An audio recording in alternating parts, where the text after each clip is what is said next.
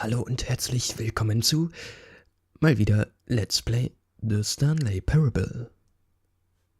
Normalerweise sind hier im Menü Hintergrundgeräusche und hier ist immer noch der Fraps-Anzeiger, aber den verdecke ich jetzt ganz geschickt mit meinem Auszeiger. Ja, und wir beginnen jetzt. Ich hoffe, das dauert nicht zu lang. Beim letzten Mal, da hat es lang gedauert. Jetzt sieht man hier auch mal den Ladebildschirm. Diesem Endloskreis. The end is never, the end is never. Und kann da mehrere Sätze draus bilden. The end is never. Oder the end is never the end. Oder the end is loading. Oder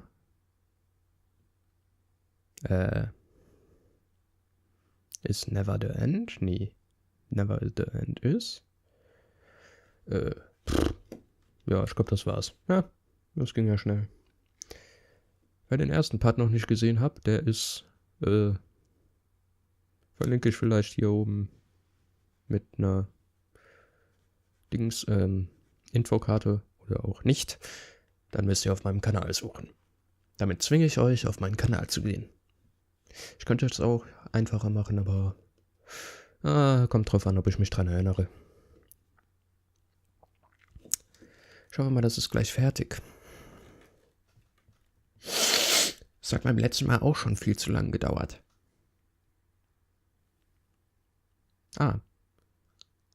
This is the story of a Die hatten wir schon im letzten Part. Da müsst ihr dann draufklicken. Ha.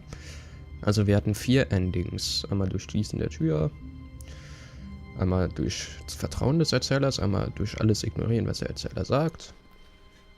Gucken wir mal, was wir jetzt machen. All of his co-workers were gone. What could it mean? Stanley decided to go to the meeting room. Perhaps he had simply missed a memo. No matter how hard Stanley looked, he couldn't find a trace of his co-workers. Oh, da ist der PC noch an.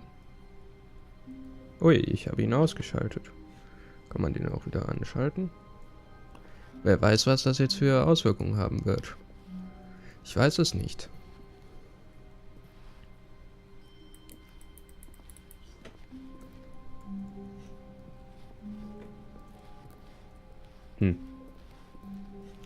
Tja, gehen wir mal weiter, ne? Hier ist noch mehr Büro. Oh. Was passiert, wenn ich alle PCs ausschalte? Oh, scheiße, da stand irgendwas. Ich hab's nicht gelesen. Nein. Hier hat man nochmal das schöne Tippgeräusch. Wenn man I drückt, mit I macht man es, ja. Jetzt ist die Tür. Die Tür ist noch offen, okay. When Stanley came to a set of 2 open doors, he entered the door on his left.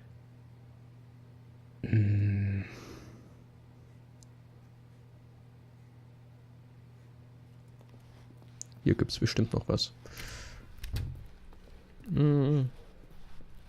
Ja. Da ist der Konferenzraum. Yet there was not a single person here either. Feeling a wave of disbelief, Stanley decided to go up to his boss's office, hoping he might find an answer there. Okay. Letztes Mal, da sind wir die Treppe hochgegangen. Ah nee, warte, hier war ich noch nicht. Hier war ich schon drin. Stanley stepped into the broom closet, but there was nothing here, so he turned around and got back on track. Aha. Nothing here. Hier muss irgendwas sein, sonst könnte man hier nicht rein. There was nothing here. No choice to make, no path to follow. Just an empty broom closet. Und daran, No dass reason to still be here. der Erzähler will, dass wir hier rausgehen, daran erkennt man doch. Ha! Boom, Genghis It Khan. was baffling that Stanley was still just sitting in the broom closet. He wasn't even doing anything. At least if there was something to interact with, he'd be justified in some way. As it is, he's literally just standing there doing sweet FA.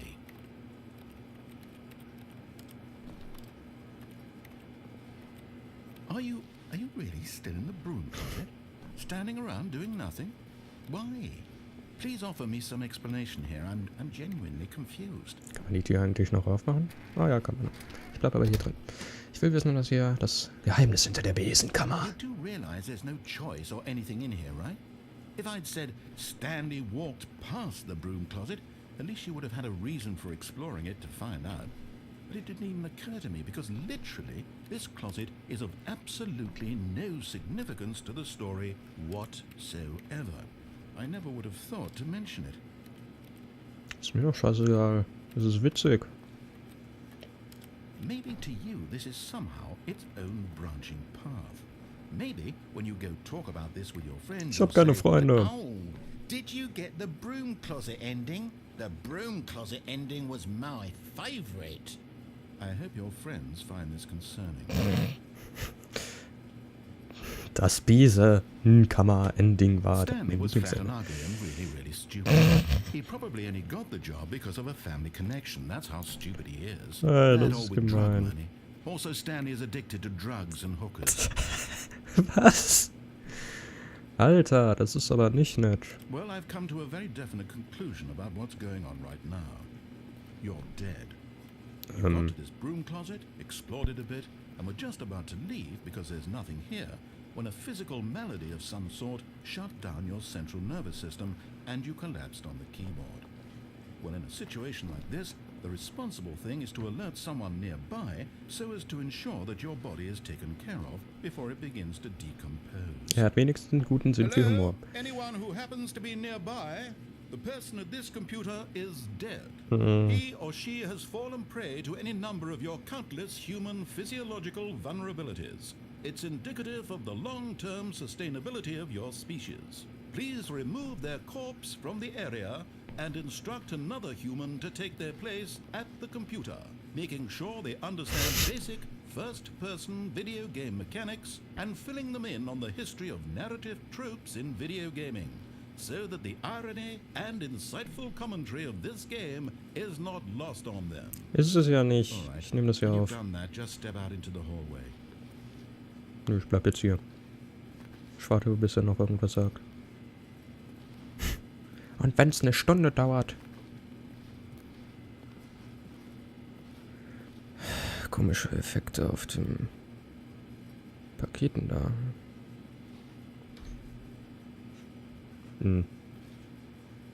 Ich glaube, hier passiert wirklich nichts mehr. Schade. Och man. Ah, second player. It's good to have you on board. I guarantee you can't do any. You too. Unbelievable. I'm at the mercy of an entire species of invalids. Perhaps there's a monkey nearby you can hand the controls to. A fish? Fungus? Look, you can hammer out the details. I'm not particularly picky. I'll just be waiting for when you're ready to pick up the story again.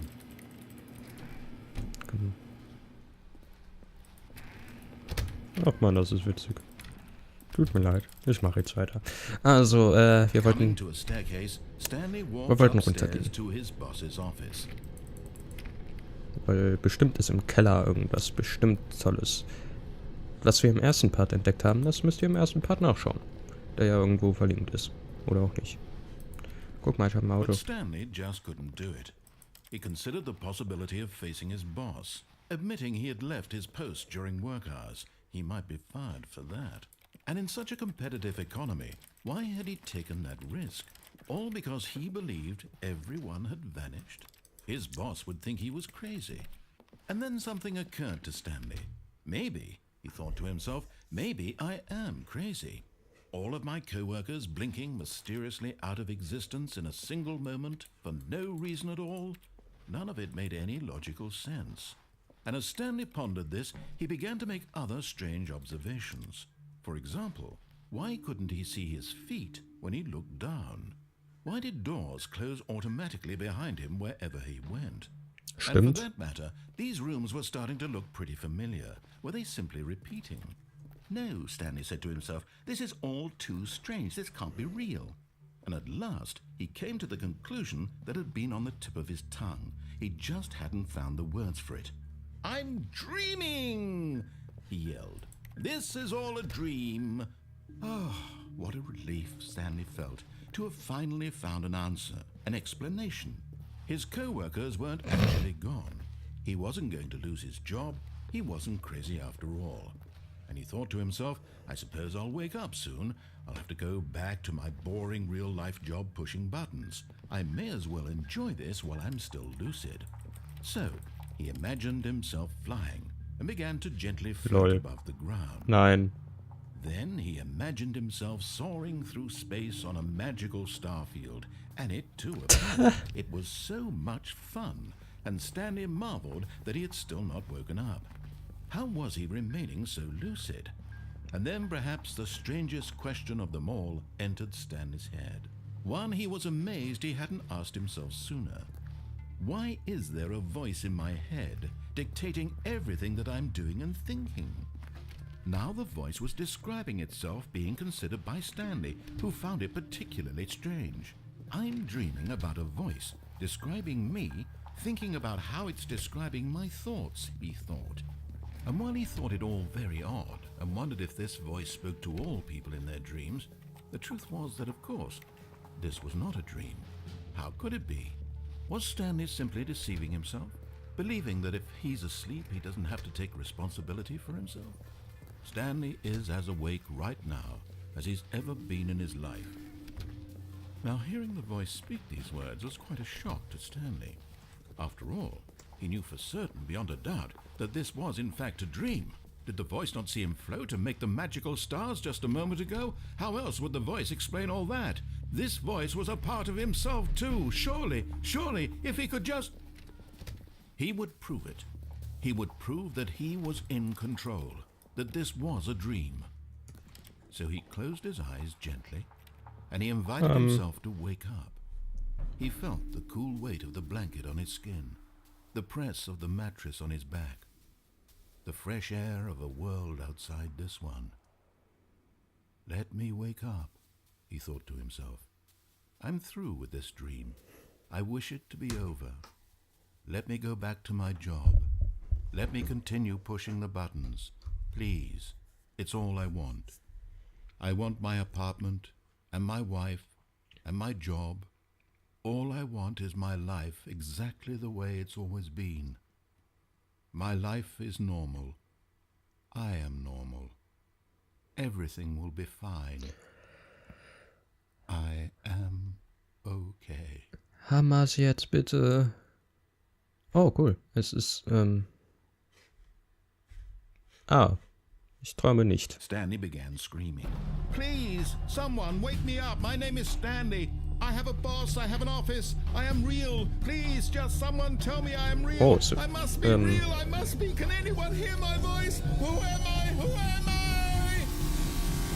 And everything went black. Es ist alles rot geworden, aber okay. Ich bin ja auf die Aufklärung hiervon gespannt. Wer ist das denn jetzt schon wieder? Mariella woke up on a day like any other. She arose, got dressed, gathered her belongings, and walked to her place of work. But on this particular day, her walk was interrupted by the body of a man who had stumbled through town talking and screaming to himself, and then collapsed dead on the sidewalk. And although she would soon turn to go call for an ambulance, for just a few brief moments she considered the strange man. He was obviously crazy, this much she knew. Everyone knows what crazy people look like. And in that moment, she thought to herself how lucky she was to be normal. I am sane. I am in control of my mind. I know what is real and what isn't. It was comforting to think this, and in a certain way, seeing this man made her feel better. But then she remembered the meeting she had scheduled for that day, the very important people whose impressions of her would affect her career, and by extension, the rest of her life. She had no time for this, so it was only a moment that she stood there, staring down at the body. And then she turned and ran.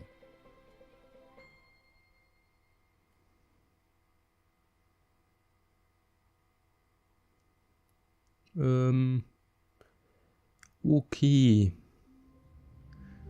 Das war ein komisches Ende. Ja, die Besenkammer war wesentlich interessanter, finde ich. Oh, da ist ein roter Knopf. Ja. markiere mit diesem Ende jetzt mal das Ende dieses Partes auch. Ich nehme jetzt aber weiter auf. Das macht mir gerade sehr viel Spaß. Also bis zum nächsten Part. Also bis zum nächsten Ending. Ich hoffe, es hat euch gefallen.